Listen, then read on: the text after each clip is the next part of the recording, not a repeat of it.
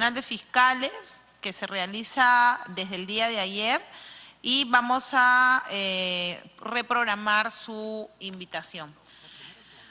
Asimismo, habíamos invitado al presidente del Poder Judicial, el doctor Duberly Rodríguez, a efecto de que emita su opinión institucional sobre el predictamen del proyecto que modifica la ley del Consejo Nacional de la Magistratura. El doctor Duberly Rodríguez ha designado al señor Francisco Tábara Córdoba, presidente de la Corte Suprema, para realizar la exposición y brindarnos la opinión institucional. Vamos a suspender durante unos breves minutos. Sí, congresista Velázquez. Presidenta, muchas gracias. En este tema yo le pediría también que pudiera programar la invitación del nuevo presidente del Consejo Nacional de la Magistratura para recoger la opinión también sobre la reforma, ¿ya? Muchas gracias. Gracias, congresista Velázquez. Vamos a suspender por breves minutos para que pueda ingresar el señor Tábara. 9:51, entonces no se va a hacer presente el fiscal de la Nación, tampoco el presidente del Poder Judicial debido a su recargada agenda, pero sí se va a hacer presente por parte del Poder Judicial Francisco Tábara. Recordemos que para hoy se había citado al presidente del Poder Judicial, Duberly Rodríguez, a efectos de que emita opinión institucional respecto al predictamen recaído en los proyectos de ley 955, 1786, 1847, 1895, 1902, 1930 y 1960, que propone la reforma constitucional a los artículos 154, 155 y 156 de la Constitución Política del Perú. Así que se está haciendo un breve receso para escuchar al doctor Francisco Tábara en representación del presidente, en representación del presidente del Poder Judicial, Duberly Rodríguez, quien no ha podido acudir a la citación de hoy. Tampoco lo ha hecho el fiscal de la Nación, Pablo Sánchez, para referirse justamente a los mismos temas. Para hoy también se había citado al presidente del Jurado Nacional de Elecciones, Víctor Ticona, y al parecer tampoco se va a hacer presente. Ya en estos momentos vemos al doctor Francisco Tábara haciendo su ingreso al hemiciclo. Por cierto, va a responder a las... primero va a dar su opinión, de ahí va a responder las consultas de los congresistas miembros de la Comisión de Constitución. Saluda al congresista Mauricio Mulder, también a la congresista Úrsula Letona, al congresista Carlos Domínguez, lo mismo con Gilmer Trujillo, saluda a Gino Costa de Peruanos por el Cambio, a Johnny Lescano de Acción Popular, ¿no? Y a los demás miembros como Lourdes Alcorta y Miguel Torres de Fuerza Popular. También se acerca a saludar al congresista Javier Velázquez, que es del partido aprista. La sesión de la comisión se trata de la 16ª sesión ordinaria de la Comisión de Constitución y Reglamento. Esta sesión se realiza en el hemiciclo del Palacio Legislativo. Le damos la bienvenida al doctor Francisco Tábara Córdoba, presidente encargado de la presidencia de la Corte Suprema de la República. Doctor Tábara, puede usted iniciar su presentación. Doctora Úrsula Letona Pereira, presidenta de la Comisión de Constitución y Reglamento del Congreso de la República, y a todas las señoras y señores congresistas de la República que integran esta importante comisión. Mi concurrencia obedece al respeto que tengo a este poder del Estado, el Congreso de la República, o Poder Legislativo, al que siempre yo llamo o denomino el rostro visible de la democracia. Es decir, que cuando el ciudadano de todos los estratos sociales escucha hablar de democracia, piensa de inmediato en este poder del Estado conformado por todos ustedes. El oficio cursado por usted, señora congresista presidenta de esta comisión, solicita la presencia del presidente del Poder Judicial para escuchar la opinión institucional de este poder del Estado.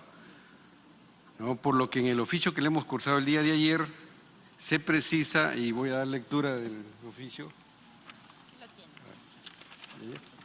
Sí, entonces decimos ahí con el mayor respeto de que la opinión institucional de este Poder del Estado respecto a los proyectos de ley de reforma constitucional de los artículos referentes al Consejo Nacional de la Magistratura será tomada por la Sala Plena de la Corte Suprema de Justicia, órgano supremo de deliberación del Poder Judicial, en sesión a convocarse próximamente conforme al artículo 79 de la Ley Orgánica. De tal manera que estoy aquí, pues, reiterando el respeto al Congreso y a esta comisión, para ver si deciden ustedes llevar a cabo esta reunión para exponer mi punto de vista personal, pero no institucional, porque, como reitero, no puede arrogarme funciones que son de la Sala Plena. Sí, en realidad, doctor Tábara, lo habíamos invitado para conocer la opinión del Poder Judicial, en el entendido que con antelación habíamos recibido por parte del doctor Duberlí Rodríguez, creo que también en esa oportunidad usted nos acompañó, algunos alcances al proyecto presentado, pero en el entendido que usted está aquí, los congresistas desean conocer la posición, sí le pediríamos si nos puede ilustrar con su opinión respecto al proyecto, sin perjuicio de que recibamos la opinión formal de la Sala Plena. Bien. Perdóneme, le damos la bienvenida al congresista. Bien, muchas gracias, señora presidenta. Igual, con el debido respeto a esta comisión y al Congreso de la República, debo expresar que no debe haber apresuramiento en la discusión y aprobación de estos numerosos proyectos de ley, son 8 que ustedes han trabajado, esta ley de reforma constitucional relativos al Consejo Nacional de la Magistratura, CNM, importante órgano constitucional que conforma parte del sistema de justicia. ¿Y por qué digo esto? Por el momento o coyuntura política que vive o atraviesa nuestro país, donde hay mucha sensibilidad y hasta suspicacia exagerada por todo. Y esto se acentúa respecto a una ley de reforma constitucional como la que se está trabajando. Yo diría, estamos trabajando. Creo que el momento aconseja prudencia, es solo una sugerencia, ustedes deciden, son un poder absolutamente independiente. Entrando en materia, debo decirles que pienso que la creación del Consejo Nacional de la Magistratura en la Constitución de 1993 es tal vez muy acertado. Y para mí es la experiencia más positiva del sistema de justicia, más allá de todos los problemas que hay. ¿Y por qué digo que es un avance?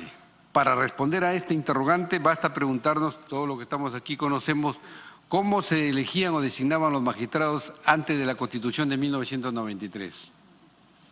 La respuesta todos la conocen: políticamente, 100% políticamente. Lo hacía el presidente de la República.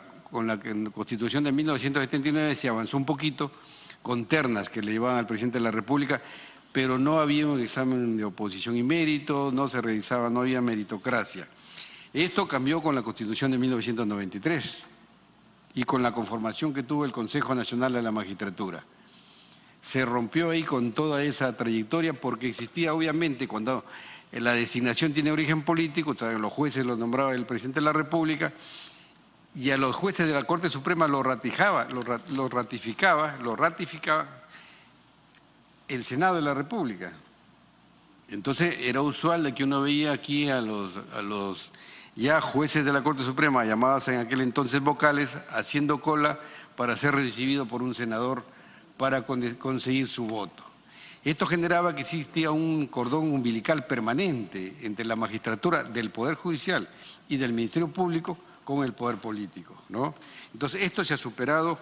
Digo esto porque hay algunos proyectos de ley que pretenden reformas que irían a un retroceso, como los que pretenden que solamente pues, sean nombrados por el Ejecutivo, Legislativo y el Judicial, ¿no? Eso creo que sería un retroceso, ahí hemos avanzado. Que hay que mejorar el CNM, de acuerdo, hay que mejorar la normatividad, la conformación, las funciones del Consejo Nacional de la Magistratura, ¿no? ¿Cómo debemos mejorar todos los poderes del Estado y los organismos constitucionales autónomos? La ciudadanía reclama un mejor poder judicial, lo vemos todos los días, que tiene una labor muy compleja. también reclaman un mejor Ministerio Público, reclaman una mejor Policía Nacional. Hay una crisis de credibilidad en la ciudadanía respecto a todos los poderes y organismos constitucionales. Tal vez se salve la Iglesia Católica y la Defensoría del Pueblo, y paro de contar, ¿no? De tal manera que digo esto como una introducción a la opinión. También no olvidemos que hace un par de años o 3 años hubo una crisis pues, del Consejo Nacional de la Magistratura, que se desató. ¿Por qué? Porque recién en el último proceso de elección de los miembros actuales del Consejo Nacional de la Magistratura se inauguró la forma de elección indeterminada de algunos miembros a consecuencia de una ley modificatoria. Antes la elección, toda la elección era universal, y con esta ley que se inauguró en el último proceso electoral, la elección fue a través de representantes, de tal manera que fue un grupito muy pequeño los que eligió a ciertos consejeros en la última oportunidad. Y esto llevó a que hubiera un gran problema, una crisis, diría yo, la crisis más grave que ha tenido el Consejo Nacional de la Magistratura y que motiva pues las preocupaciones de reforma. Bien, pásame el predictamen. Sí, aquí ya voy entrando yo a ver si, en aras de la brevedad del tiempo, yo sé que ustedes están muy ocupados, igual que todos los que estamos en esta mesa, pero voy a hacer un comentario respecto a las propuestas aprobadas en el predictamen, las cuales algunas compartimos y otras no. Por ejemplo, se ha trabajado mucho en el perfil del juez. Tenemos en la ley de carrera judicial aprobado cuál es el perfil del juez. Tenemos avanzado lo que es el perfil del fiscal, pero no tenemos, se ha trabajado muy poco, o no se ha trabajado, o no se tiene, cuál es el perfil del miembro del Consejo Nacional de la Magistratura, que es el que nombra a los jueces y fiscales y los destituye. Entonces, yendo ahí, no sé si podríamos ir a la conclusión donde también con el mayor respeto, Presidenta, pero en el oficio que se nos remitió para pedir nuestra presencia no se acompañó el predictamen. Entonces, ayer recién lo hemos bajado eso llegó el día viernes del oficio, sí, y ayer entonces, y es bastante voluminoso, ¿no? Lo hemos leído, ¿no? Lo hemos leído. Hay aportes, hay muchos, hay 8 solo que están trabajados, pero hay muchos más proyectos, ¿no? Yo creo que todos se hacen con la mejor intención. Hay toda clase de propuestas, pero yo creo que la justicia tampoco está para experimentos. Lo digo con el mayor respeto, ¿no? Presidenta, la exposición que va a hacer el doctor Francisco Tavera, ¿tiene copia para seguirla o no ha traído copia para los demás? ¿O no puede hacer copia? La verdad, por el tiempo, la estrechez del tiempo, no he traído una ponencia preparada, son comentarios, por eso le consulté a la presidencia, sí.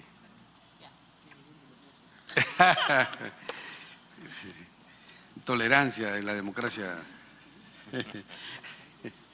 Entonces dice así, en la conclusión del predictamen dice: la Comisión de Constitución y Reglamento recomienda la aprobación de los proyectos de ley de reforma, menciona los 8, con el texto sustitutorio. Entonces vamos viendo, dice, son funciones del Consejo Nacional de la Magistratura, ahí creo que podemos ver ya el 154, y esto que les voy a decir no le va a ser del agrado de ustedes, pero nosotros vamos a proponer la eliminación de la ratificación de los magistrados. Quien les habla está en la última etapa ya de su vida judicial, ¿no? Entonces ya yo no voy a pasar por ninguna ratificación. Pero realmente esto es una institución que atenta contra la autonomía, la independencia del juez, está muy burocratizada y se presta a cierto tipo de presiones de los magistrados que están sujetos a ratificación. Tan cierto es lo que digo que el Consejo Nacional de la Magistratura ya ha reglamentado la llamada ratificación automática, que lo están haciendo, que acelera un poquito, pero es ya consecuencia de miles de papeles que hay que presentar. De tal manera que a cada juez, cuando entra ratificación, tiene que contratar a 1 o 2 personas para que reúnan los documentos que va a presentar. Y si le notificaron en vacaciones, se acabaron las vacaciones. ¿No? Y esto atenta, se ha dicho en muchos foros, atenta, así que vamos a plantear la eliminación de la ratificación. Después se dice aquí en el artículo 154 también, que es lo más importante, las funciones, dice sancionar y destituir a los jueces y fiscales de todas las instancias, ¿ah? Resolución final motivada con previa audiencia del interesado correcto.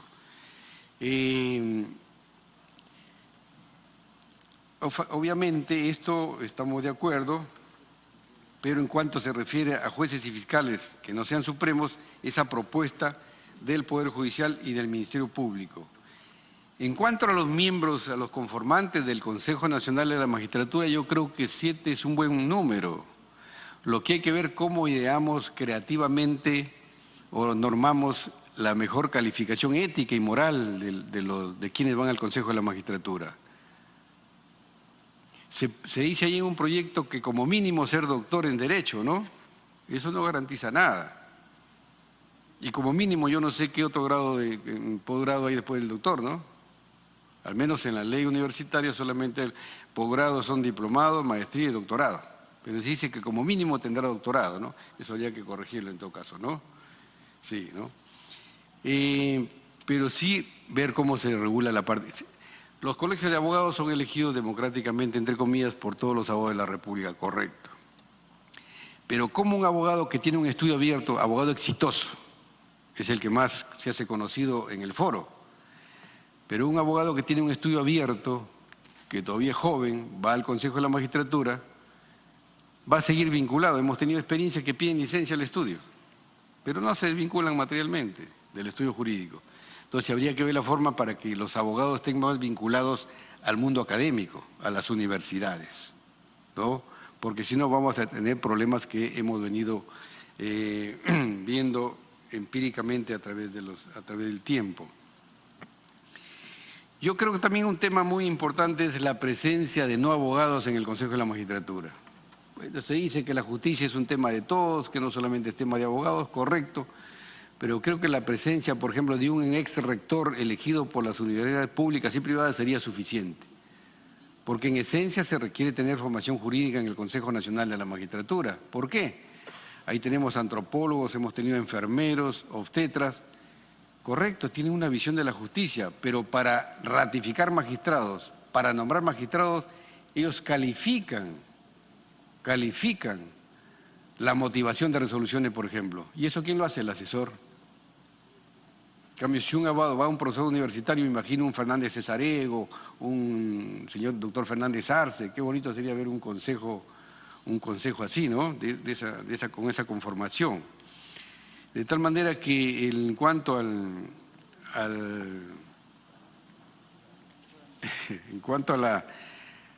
la conformación, yo diría que esto es secundario, pero sí elevar el nivel cualitativo, ético, fundamentalmente, de la conformación de estos señores. Acá se propone, por ejemplo, la elección universal, un juez superior o supremo elegido por todos los jueces titulares del país. Esto suena bonito al oído, o sea, por razones de eufonía yo diría, vamos a aplaudirlo, ¿no? Pero esta aparente democratización de la forma de elección puede conllevar a una politización. Significa viajes del candidato a diferentes cortes del país, apoyo de partidos políticos, apoyo de líderes regionales, lo que no va a contribuir a fortalecer. Yo creo que siendo elegido por la Corte Suprema, eso debe mantenerse con unas restricciones. Sí. Para mí eso no es forma de democratizar. Los docentes ordinarios, en cuanto a los representantes de las facultades de Derecho de las universidades, también tiene que ponerse un tope a la antigüedad de las universidades. Tenemos un exceso de universidades privadas o particulares y siguen apareciendo, ¿no? Esperamos que la nueva ley universitaria dé sus frutos, ¿no? Y un poco más rápido. Pero habría que limitar también la antigüedad de estas universidades, y en caso de la Facultad de Derecho, la antigüedad que tenga la facultad, no menos de 15 o 20 años, esa Facultad de Derecho. ¿Por qué no hemos visto que la Universidad de Lima o Católica, con el mayor respeto a las otras universidades que están formalizadas, hayan ido al Consejo Nacional de la Magistratura? También incentivar a estas universidades de prestigio para que postulen, ¿no? Que se compren el pleito. Ahora, el problema de la justicia va más allá también a trabajar en las facultades de Derecho, ¿no? Colegios de abogados. El sector más crítico del Poder Judicial y del sistema de justicia en general son los colegios de abogados. Y la pregunta es, ¿Cuál es la única cantera? La cantera exclusiva de magistrados del Poder Judicial y del Ministerio Público, los colegios de abogados.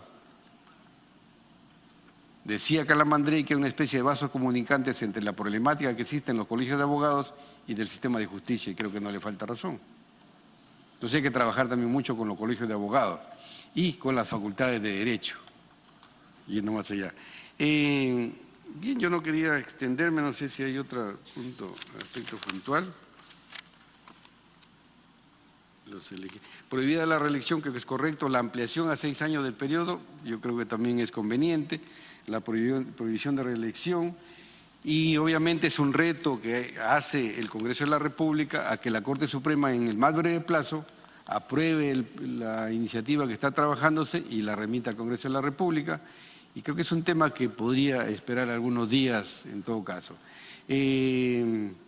Hay mucho, este tema se presta a exposiciones más extensas, pero en aras de la brevedad. Lo dejaré ahí, señora presidenta, agradeciéndole su atención y a todos y cada uno de ustedes. Y para alguna pregunta estamos a su disposición. Gracias, doctor Tábara. Dejo abierto el micro para los congresistas que desean realizar. Congresista Velázquez. Doctor, saludo. Perdóneme, congresista Velázquez. Le damos la bienvenida a la congresista Marisol Espinosa. A la congresista Marisa Glave. Mi saludo al doctor Tábara. Solamente quisiera hacer una reflexión. Él está planteando de que no está de acuerdo con la ratificación. Y la ratificación es una suerte de una segunda instancia en el contexto de la actual Constitución, toda vez que las sanciones que no son destitución las conoce la OCMA, el órgano de control de la magistratura, que es un organismo aparentemente autónomo dentro del Poder Judicial. El rol que cumple la ratificación en este contexto es como una especie de una segunda instancia. Yo lo que he visto, por ejemplo, es que el Consejo no está ratificando a magistrados que han sido sancionados, mayormente que tienen sanciones propuestas e impuestas por la OCMA, y como repito, viene a ser una suerte de una segunda instancia. ¿Cuál sería la propuesta? O sea, un juez se nombra y ya no se podría remover sino por falta grave. Con eso se eliminaría ya la ratificación. Bien, a través, bueno. Adelante, congresista. Le damos la bienvenida al congresista Héctor Becerril. Bien, gracias, presidente. Entonces, yo creo que no es una segunda instancia. La ratificación viene a ser en la práctica un segundo nombramiento por la papelería, los requisitos. Por ejemplo, ustedes no saben, pero pasamos examen psiquiátrico, psicológico y psicométrico, lo que no pasan los consejeros. A dibujar un arbolito. Las preguntas son las siguientes. Por ejemplo, ¿cuándo fue su primera experiencia homosexual? ¿Cuántas veces se quería usted suicidar este año? ¿Cuántas veces se quería suicidar el año pasado? Son preguntas. Pruebas psicológicas, psicométricas, y el Consejo de la Magistratura contrata a psicólogos, psiquiatras y nos convocan a una oficina a 7 de la mañana, nos atienden, es un maltrato realmente. Ahora, respecto a lo que usted dice, señor congresista de la República, a que el Consejo Nacional de la Magistratura no ratifica a magistrados que tengan sanciones, de repente usted lo ha verificado, pero yo quiero contarle un ejemplo y me parece bien. Un magistrado que tenía un juez de primera instancia, no voy a decir el nombre, lo tengo, pero no lo voy a decir por temas de éticos, tenía muchas sanciones, inclusive multas y hasta suspensiones. ¿Pero por qué? Por retardos y porque era un juez que él no delegaba absolutamente nada, él hacía hasta sus decretos, sus autos y sus sentencias. Y el Consejo Nacional de la Magistratura, en una resolución que yo comparto, privilegió la honestidad comprobada del magistrado y lo ratificó. O sea que no es tan cierto de que todo lo que tenga una sanción. Ahora, si las sanciones van desde apercibimientos, multas, suspensiones, 2, 3 apercibimientos que son por demora, retraimiento o faltas leves, no justificarían de ninguna manera una no ratificación. Y no olvidemos que en un inicio la ratificación se hacía sin motivación, a solamente decisión del voto, se votaba y nadie sabía, Juan Pérez ratificado, Juana Pérez no ratificada.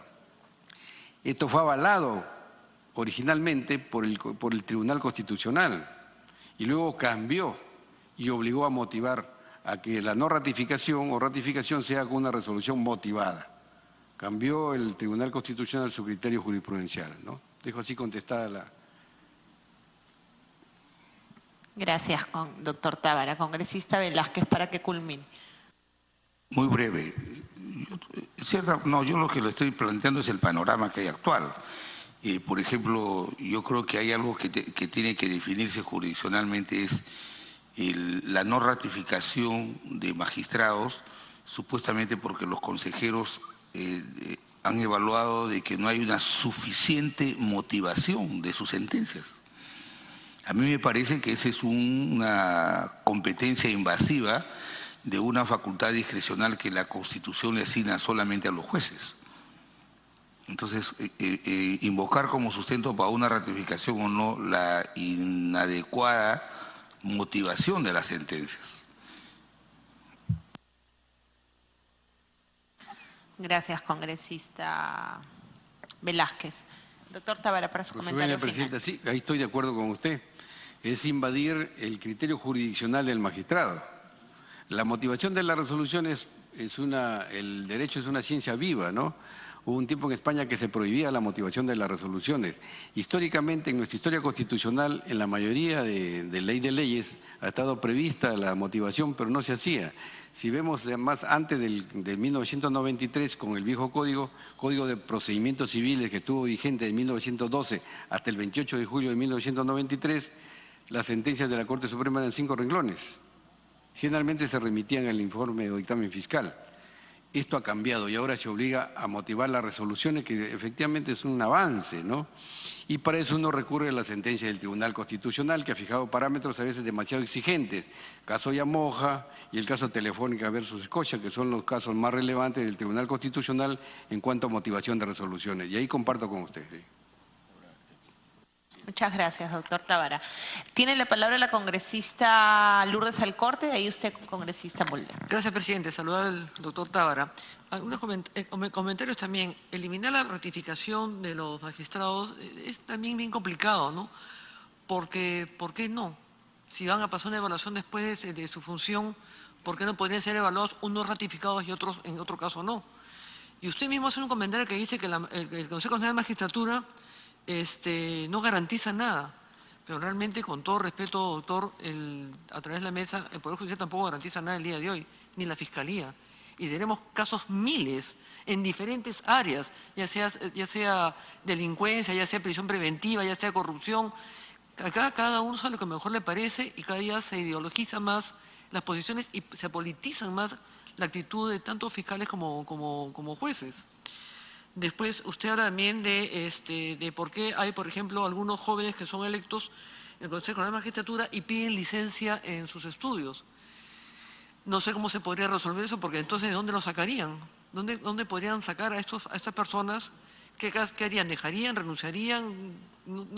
Usted hace el comentario, puedo coincidir con usted, pero no tendría la solución al tema. ¿Qué tendrían que hacer? ¿Dejar de ser abogados? ¿Dejar de ser qué? Después, jueces y fiscales,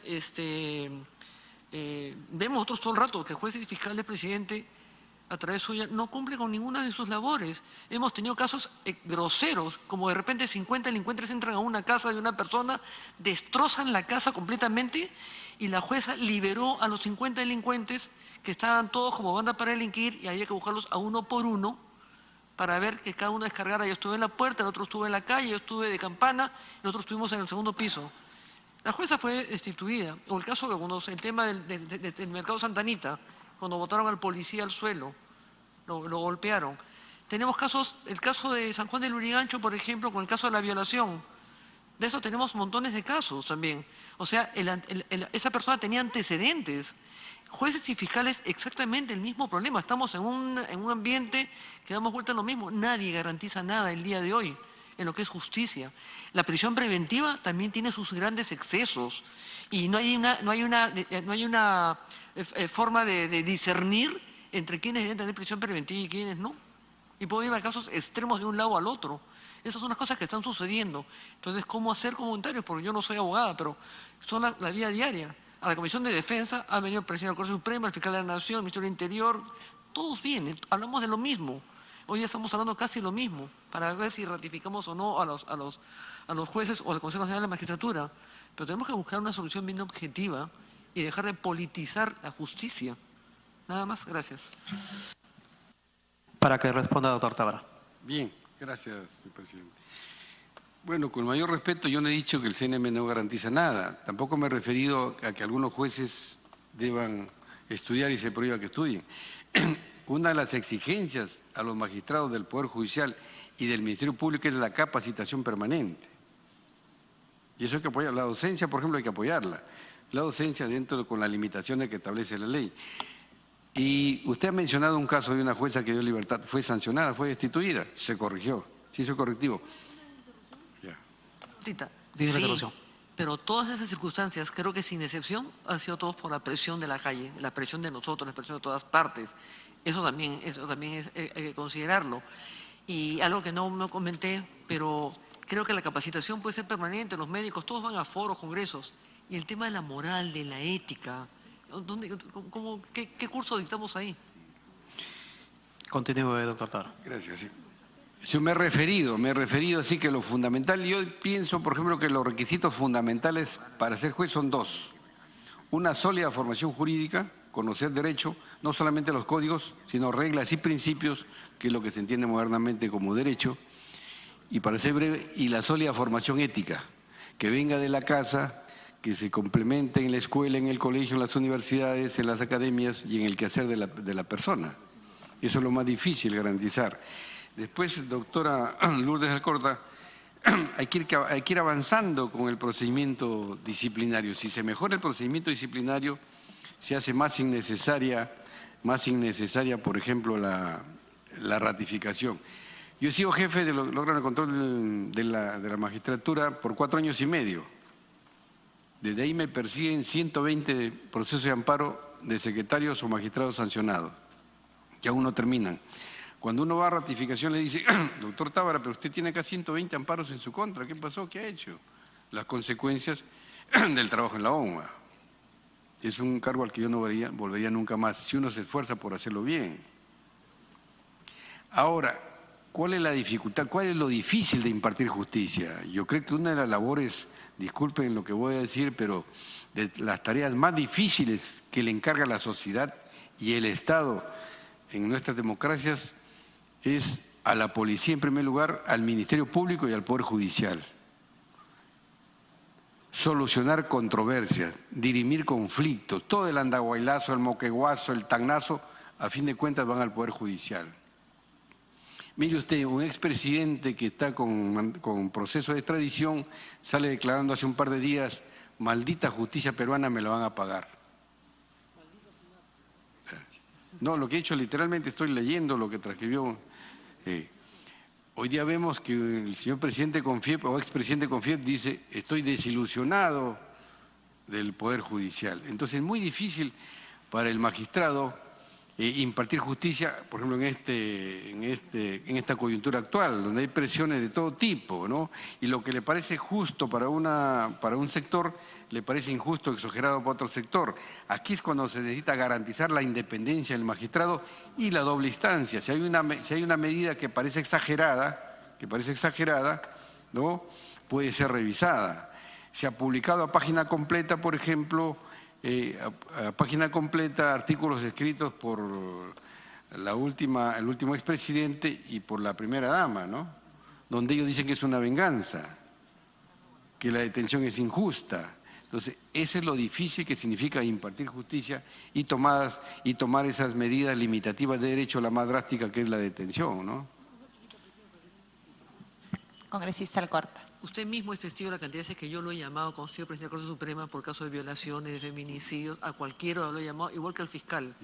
Permanentemente cuando al violador o al pegador lo han liberado con todas las pruebas, porque ahora parece que hay que hacer que la mujer muera. La única forma es que la mujer tiene que morir para ser renunciado. Y eso lo hemos compartido, doctor Tábara, ¿no?